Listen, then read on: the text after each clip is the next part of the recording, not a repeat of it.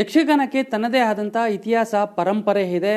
ಯಕ್ಷಗಾನ ಕಲಾವಿದರಲ್ಲಿ ಹಲವರು ಸಲಿಂಗಕಾಮಿಗಳು ಎಂಬ ಒಂದು ಹೇಳಿಕೆ ಈಗ ಭಾರಿ ಚರ್ಚೆಗೆ ಗ್ರಾಸವಾಗಿರುವಂಥದ್ದು. ಈ ಒಂದು ಹೇಳಿಕೆಯನ್ನು ಕೊಟ್ಟಿರುವಂತಹ ಕನ್ನಡ ಅಭಿವೃದ್ಧಿ ಪ್ರಾಧಿಕಾರದ ಅಧ್ಯಕ್ಷರಾಗಿರುವಂತಹ ಪ್ರೊಫೆಸರ್ ಪುರುಷೋತ್ತಮ್ ಬಿಳಿಮಲೆ ಅವರು ನಿನ್ನೆ ಮೈಸೂರಿನಲ್ಲಿ ಒಂದು ಹೇಳಿಕೆಯನ್ನು ಒಂದು ಕಾರ್ಯಕ್ರಮದಲ್ಲಿ ಮಾತನಾಡಿದ್ರು.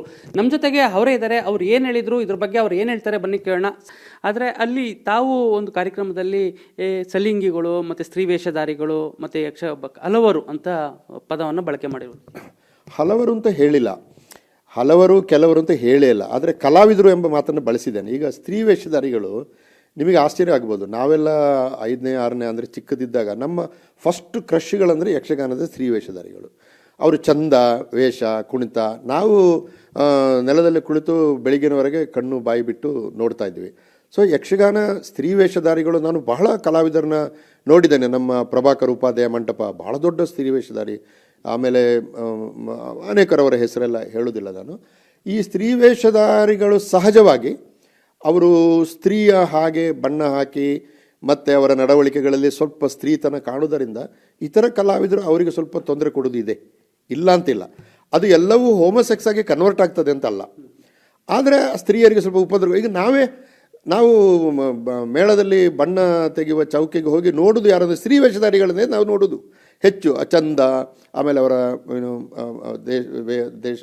ದೇಹದ ವೇಷಭೂಷಣಗಳನ್ನು ತೆಗೆಯುವುದು ಇತ್ಯಾದಿಗಳದ. ಸೊ ಸಹಜವಾಗಿ ಏರ್ಪಡುವಂಥ ಈ ಪ್ರಕ್ರಿಯೆ ಅಕ್ಷರಲೋಕದಿಂದ ವಂಚಿತವಾಗಿದೆಯಲ್ಲ. ನೋಡಿ, ನಮ್ಮಲ್ಲಿ ಸಿದ್ಧಲಿಂಗಾಯ ಮತ್ತು ದೇವನೂರು ಬರೆಯುವಲ್ಲವರಿಗೆ ದಲಿತ ಲೋಕ ಅತ್ಯದ್ಭುತವಾಗಿ ಕನ್ನಡ ಸಾಹಿತ್ಯಕ್ಕೆ ಬರಲೇ ಇಲ್ಲ.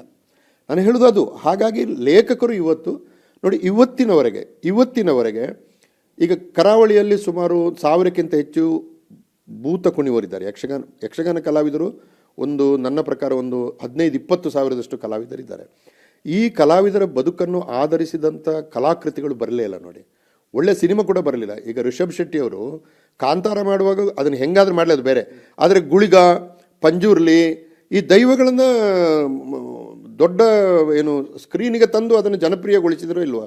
ಈ ಕೆಲಸವನ್ನು ಸಾಹಿತಿಗಳು ಮಾಡಲಿಲ್ಲ. ನೋಡಿ, ಚೆಂಡೆಮದ್ದಲೆ ಅಂತ ಒಂದು ಕವನ ಸಂಕಲನವನ್ನು ಗೋಪಾಲಕೃಷ್ಣ ಅಡಿಗರು ತಂದರು. ಅದರಲ್ಲಿ ಚೆಂಡೆಮದ್ದಲೆಯನ್ನು ಒಂದು ರೂಪಕವಾಗಿ ಬಳಸಿದರು. ಅದು ಬಿಟ್ಟರೆ ಇನ್ಕ್ಲೂಡಿಂಗ್ ಶಿವರಾಮ ಕಾರಂತರು ಕೂಡ. ಈಗ ಶಿವರಾಮ ಕಾರಂತರು 450 ಕೃತಿ ಬರೆದರೂ ಕೂಡ, ಯಕ್ಷಗಾನದಲ್ಲಿ ಸ್ವತಃ ಅವರು ಕುಣಿದ್ರು ಕೂಡ, ಯಕ್ಷಗಾನವನ್ನು ಅಂತಾರಾಷ್ಟ್ರೀಯ ಮಟ್ಟಕ್ಕೆ ತೆಗೆದುಕೊಂಡು ಹೋದರೂ ಕೂಡ ಒಬ್ಬ ಯಕ್ಷಗಾನ ಕಲಾವಿದನ ಬದುಕನ್ನು ಆಧರಿಸಿ ಒಂದು ಕಾದಂಬರಿ ಬರೀಲಿಲ್ಲ ಅವರು. ಅಂದರೆ ಎಲ್ಲೋ ಒಂದು ಕಡೆ ಕಲಾವಿದರ ಬದುಕನ್ನು ಲೇಖಕರು ಗಂಭೀರವಾಗಿ ಸ್ವೀಕರಿಸಲಿಲ್ಲ. ಆದ್ದರಿಂದ ಈ ಕಾಲದ ಲೇಖಕರು, ನಾವೀಗ 21ನೇ ಶತಮಾನದ ಮೊದಲಾರ್ಧ ಭಾಗದ ಹತ್ತಿರ ಚಲಿಸ್ತಾ ಇದ್ದೇವೆ. ಆಗ ಕಲಾವಿದರ ಹತ್ತಿರ ಕುಳಿತು ಅವರ ಕಥನಗಳನ್ನು ಕೇಳಿ, ಹೇಗೆ ನಾವು ಕೂಗುವ ಕೂಗಿನಲ್ಲಿ ಮಂಟೆಸ್ವಾಮಿಯಲ್ಲಿ ಕಥನಗಳನ್ನು ಹೇಳ್ತಾರಲ್ಲ, ಅವರು ಕೆಲವು ಕಲಾವಿದರು ನಮಗೆ ಹೇಗೆ ಪ್ರೇಮ ಬೆಳೆಯಿತು, ನಾನು ಪ್ರೇಮಿಸಿದ ಹುಡುಗಿಯನ್ನು ಹೇಗೆ ಮದುವೆ ಆಗಲಿಕ್ಕೆ ಆಗಲಿಲ್ಲ ನನಗೆ ಎಲ್ಲ ಹೇಳಿದ್ದಾರೆ. ಅವರು ಕೂಡ ಕಲಾವಿದರೇ, ದೀಕ್ಷೆ ತೆಗೆದ ಕಲಾವಿದರು. ಅದ್ಭುತ ಅದು. ಅದನ್ನು ಓದ್ತಾ ನಮಗೆಲ್ಲ ರೋಮಾಂಚನ ಆಗೋಯಿತು. ಅಂಥ ಒಂದು ಅನುಭವ ಕಥನ ಲೇಖಕರದು ಕೆಲವು ಬಂದಿದೆ. ಗೋವಿಂದ ಭಟ್ರದ್ದು ಬಂದಿದೆ, ಕುಂಬಳೆ ಸುಂದರಾಯರದು ಬಂದಿದೆ, ನಮ್ಮ ಅಳಿಕೆ ರಾಮಯ್ಯರಯ್ಯವರದು ಬಂದಿದೆ, ಕೆಲವು ಬಂದಿದೆ. ಇದು ದೊಡ್ಡ ಮಟ್ಟದಲ್ಲಿ ನೋಡಿ, 7-8 ವರ್ಷದಲ್ಲಿ ಒಬ್ಬ ಕಲಾವಿದ ಯಕ್ಷಗಾನಕ್ಕೆ ಸೇರ್ತಾನೆ, 80 ವರ್ಷದವರೆಗೆ ವೇಷ ಮಾಡ್ತಾನೆ. ಅಂದರೆ 70 ವರ್ಷಗಳ ಸುದೀರ್ಘ ಜೀವನ ಆ ಒಂದು ರಂಗದ ಮೇಲೆ ನಡೀತದಲ್ಲ, ಆಗ ಅವನು ಅನುಭವಿಸಿದ ಬಿಕ್ಕಟ್ಟುಗಳು, ಭೇಟಿಯಾದ ವ್ಯಕ್ತಿಗಳು, ಸಮಾಜ ಅವರಿಗೆ ಕೊಟ್ಟ ಪ್ರತಿಕ್ರಿಯೆ, ಇದೆಲ್ಲ ಅಕ್ಷರ ರೂಪದಲ್ಲಿ ದಾಖಲಾಗಬೇಕು ಎಂಬುದಷ್ಟೇ ನನ್ನ ಉದ್ದೇಶ. ಹಾಗಾಗಿ ನನ್ನ ಹೇಳಿಕೆ ಯಕ್ಷಗಾನಕ್ಕೆ ಗೌರವ ತಂದು ಕೊಡುವ ಕೆಲಸ, ಕಲಾವಿದರಿಗೆ ಮನ್ನಣೆ ತಂದು ಕೊಡುವ ಕೆಲಸ ವಿನಃ ಅವರನ್ನು ಅವಮಾನಗೊಳಿಸೋದಲ್ಲ. ಒಂದು ವೇಳೆ ನನ್ನ ಮಾತಿನಿಂದ ಅವರಿಗೆ ಬೇಜಾರಾಗಿದ್ದರೆ ನಾನು ಅದಕ್ಕೆ ವಿಷಾದಿಸ್ತೇನೆ ಕೂಡ. ಇದಿಷ್ಟು ಕನ್ನಡ ಅಭಿವೃದ್ಧಿ ಪ್ರಾಧಿಕಾರದ ಅಧ್ಯಕ್ಷರಾಗಿರುವಂತಹ ಪ್ರೊಫೆಸರ್ ಪುರುಷೋತ್ತಮ್ ಬಿಳಿಮಲೆ ಅವರ ಮಾತು.